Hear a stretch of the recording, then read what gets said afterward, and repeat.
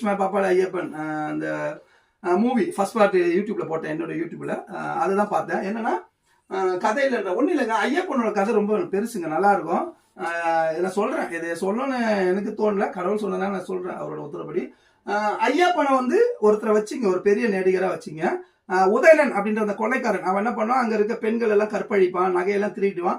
அது வந்து இன்னைக்கு தமிழ்ல நம்பர் 1 இருக்காரு இல்லையா, ஒருத்தர் ஒரு நடிகர் பேர் சொல்லலாம், சர்ச்சை ஆகுது. நம்பர் 1 இருக்காரு இல்லையா, அவரை வந்து அந்த வில்லன் கேரக்டர் போட்டு யாராவது ஒரு பெரிய ப்ரொடியூசரோ ஒரு பெரிய டைரக்டரோ கதை இல்லைன்றவங்க இந்த ஐயப்பனுடைய சரித்திரம் கதை, உண்மையான கதையை எடுங்க.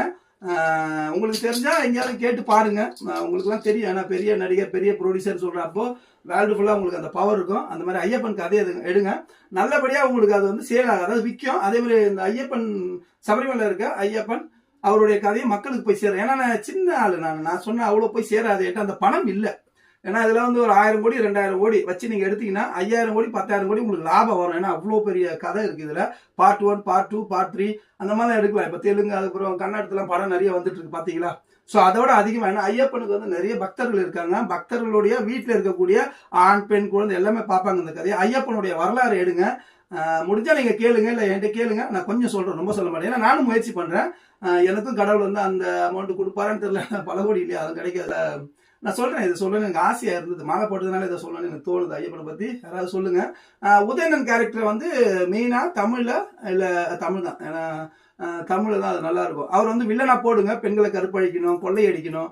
பழைய படத்துல அவர் வில்லன் நிறைய பண்ணியிருப்பாரு. அந்த நம்பர் 1 நடிகர் நான் சொல்றேன், நம்பர் 1 தமிழ்நாட்டில் தமிழ் சினிமாவில் நம்பர் 1 அவரை போடுங்க, வில்லன் உதயணனா போடுங்க.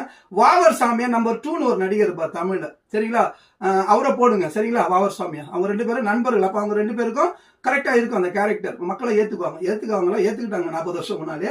அவங்க 2 பேரையும் போடுங்க. அதுக்கப்புறம் கடுத்தர், வலிய கடுத்தர், சிறிய கடுத்தர், 2 பெரிய நடிகர் இருப்பாங்க தமிழ்ல, அவங்கள போடுங்க, சரிங்களா. ஸோ 4 பேர். அதுக்கப்புறம் பாத்தீங்கன்னா கருப்பசாமி பத்தி சொல்ல வேணாம், அது யாரு நடிச்சாலும் அது ஹிட்டு.